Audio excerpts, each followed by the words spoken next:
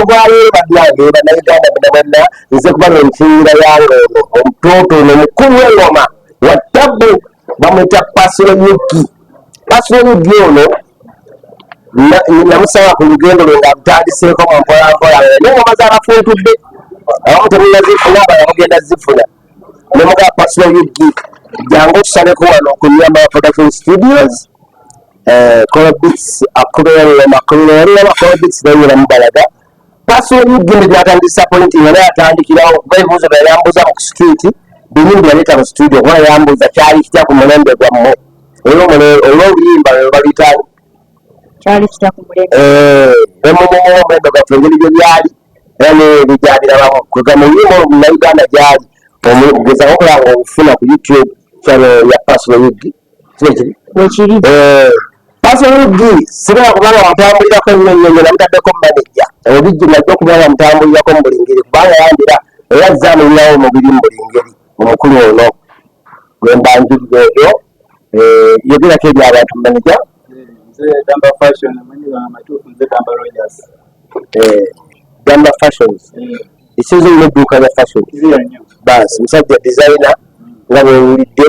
Pasilo Yugi tatudde oluyimba lwasooka baluyitandika esooka okuba nasooka okuba kakalabanda nozaako ki nzaako simbubi ezo kati namusanga zikalakase dda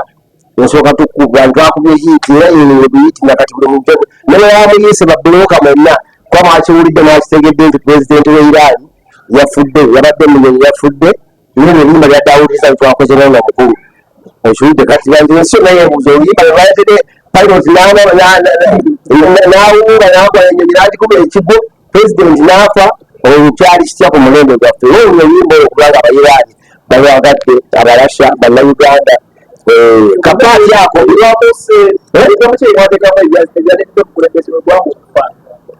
walimu epaati gyangali nayimbira nogamba ntwalyange enkenene n'enkoma mawanga ekyo ekigambo abasajja bawalabu kibasawaaja era nze pilot yaddavuga pulezidenti wa Iran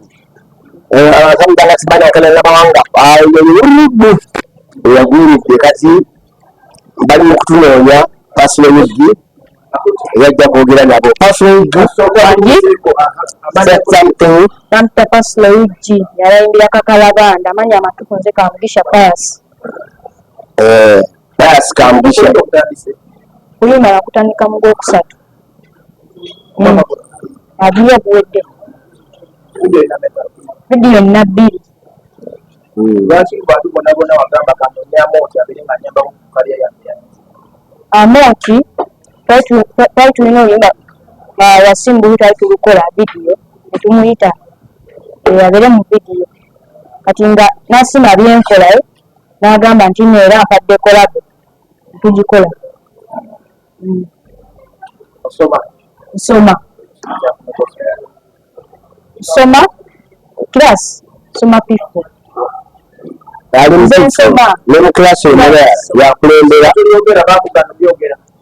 nze nsoma ensomero yajja gyogera naye jjaddiyo omukyera waajo era nga bwekiwulidde olwakuba oluyimba batandise okumuzala wamu naye kati takyakinyumira nekugulu alina okuyimba nayimba ngaagamba ogamba otya alina agambira nti walira mu pareedi bamuterawo akatebe okitegeera kati bamuziza ddala nga serebu bambi era mu Uganda ali eyo gonoonya Pasilo Yugi bambi oluyimba olwo mulusubscribinge mumwagire wonawona wabaali balina support n'okusobola omusponsalinga kwanja engoma nyingi zayagala okukola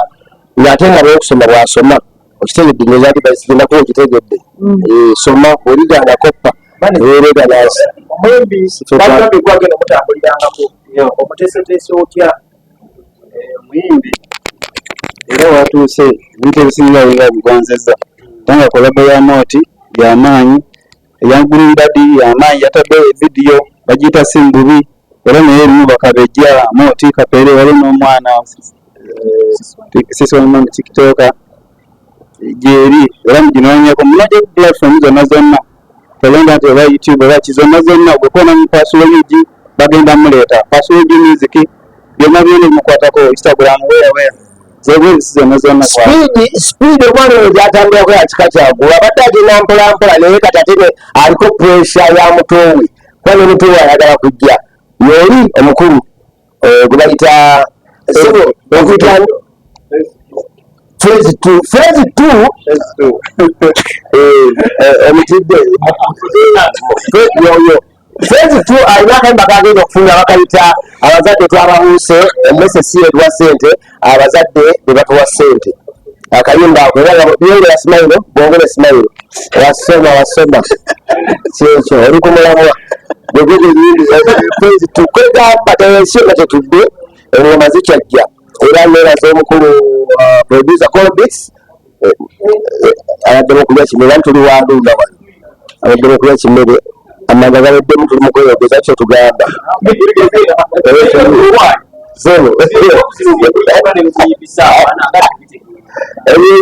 erabira enyimba ta amazzi amuwakana emyaka nga 7-8 nembagamba enyimba ezijja zeziriko era nemwalaba ebiripazo naye namugamba ddala mugala biripazo ebintu byeyimba generation eno terina budde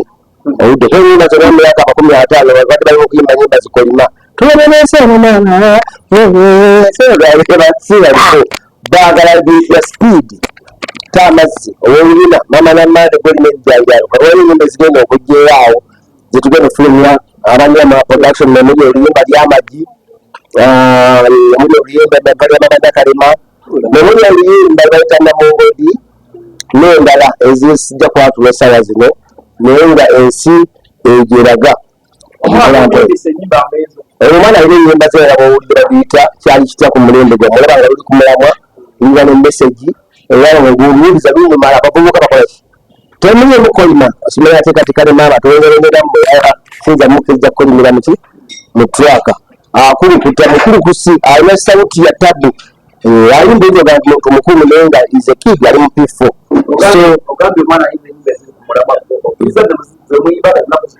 ziri ku mulamwa gw'abaana generation ye nezina ate zino kati twatugende zinkudi nayo zina generation yazo okitegedde temulinduka ebintu kati byakyuse nnyo ebyo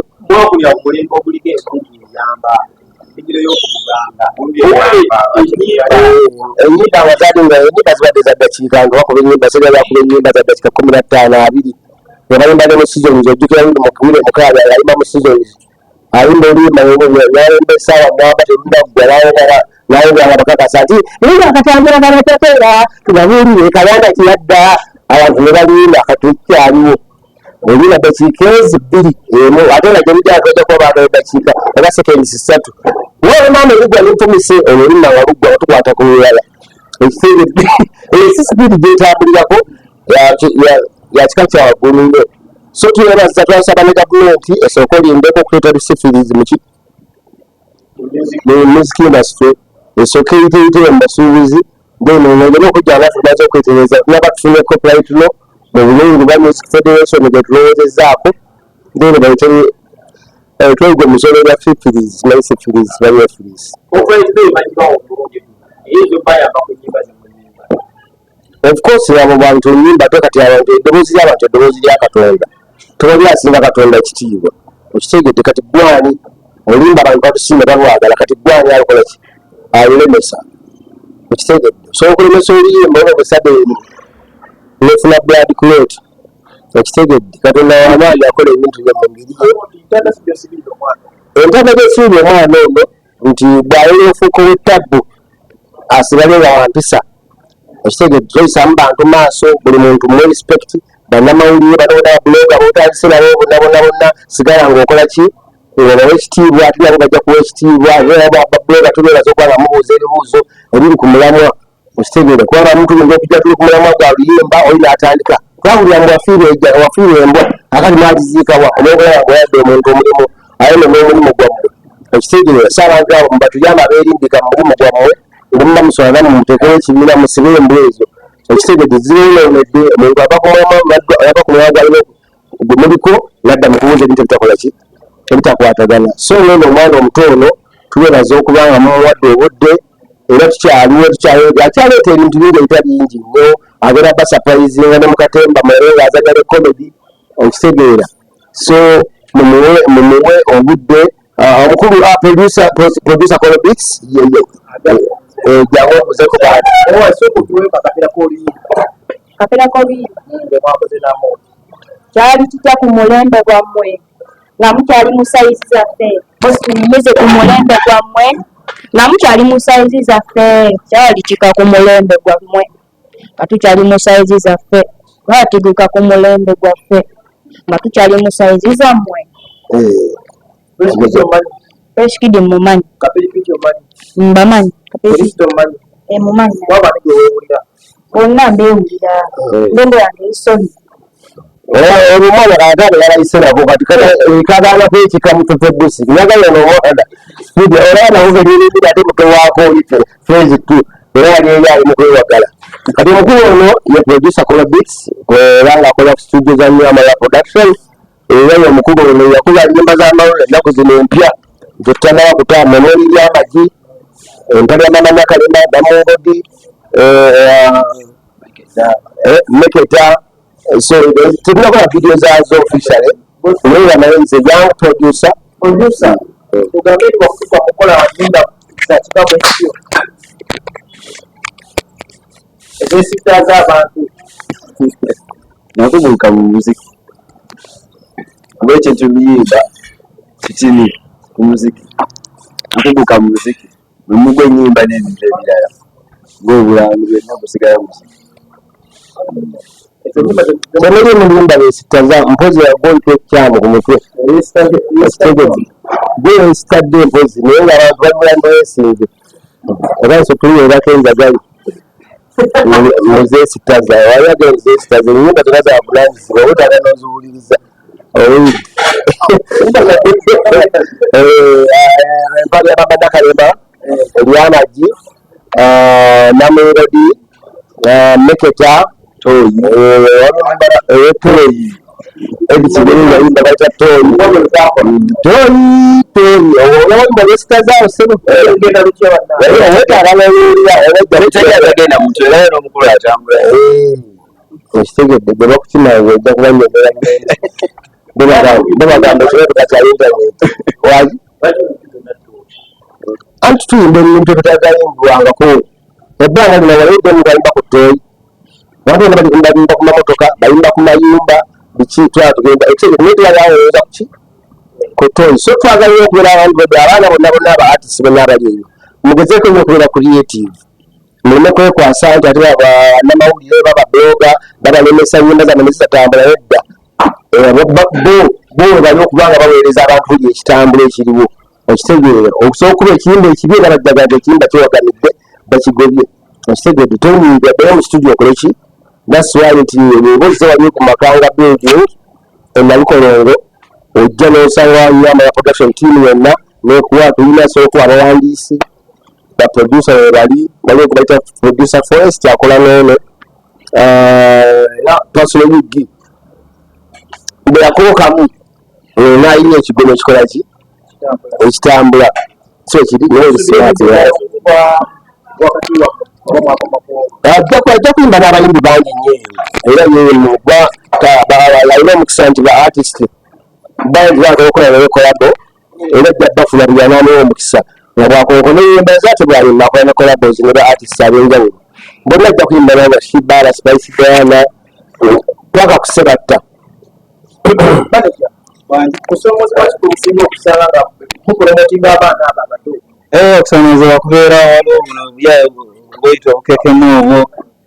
obwo nabwo buteekawo ekibba bateekateekawo ekibeera eno n'abantu ngaabakulu osanga omusajja wakibuto gamba akakaana kadeeri naye newabeera banagamba ate agala okuluma ku siteegi addamu kuwakafuwa mpaka aga bananga omwana akikubye nogamba kati laba nnoono oba eddowooza oleyazoleya wano kati abaana bano babeera music waabwe babeera n'endongo kati ono pasolo UG ogenda ku YouTube ye alina endongo eri sold board uli alaawo owulira obwomi ku mutima kuli ogamba wanali nalwawo ebintu bibeerayo kyebala kati tujja ne tubalaba mugende mulabise mmanyise abantu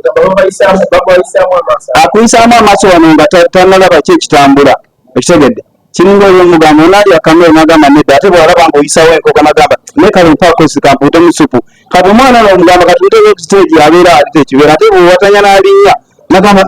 banange nga mukuba mwakubadde anakuwaze aga kati wodde nogamba kati laba noona biki byabaddeko naye nga balinayo ekyasinga bazebazere abasinga tebagaliza yakakuba enyimba 3 nolaba nti ate nenyambala gyayambala mu yattabbu enyimba singa nazo nga tuliyo teka kuminza nga byamaanyi okukimuwano kyokka nze yayimba edda ndi muniigiina ekirabye nti mbeera simengi so tugezaako okukola nga tukwasagala ekintu kino tukitebe kuleeza ekolaki ewulidde so netutudde buli muntu gyali yesiba ebbiri kuba n'omukulu phase 2 olina kyogamba olina obubaka bwagala phase 2 olina saawa olinakambaga mugenda kayagala kakola kunyama production bakayita abazadde twababuuse emmese si yetuwa ssente okusinga kumanya agamu kakamo gakati yakateekayo abaika nawe yadde nayasigala naga ku muzadde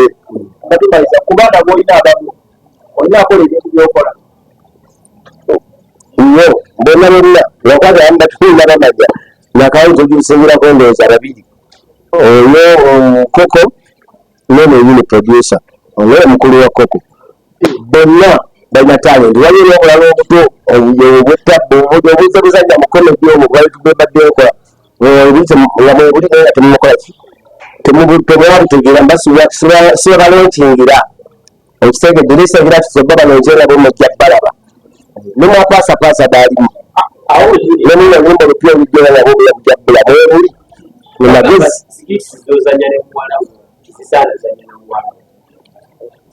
mutazireta muwala wabalala bembazanya nabyo ate nya muwala wange tatukonyirye muwala wange abatagalaazanyira muwala wange alite muwala we ekitegedde so ndowooza obuwangwa abawo okwasaganya obuwangwa obuwangwa sibimanyi ebyobuwangwa simanyi ate bimanyi obuwangwa ate akankanye simanyi ki ebintu ebibuuka ensi egenza ebibuuka ebanga bagamba toyera kiro leka kunyingiza muzadde ng'ali mutoyi ejaguzaaleesota abaana bagenzera bibuuka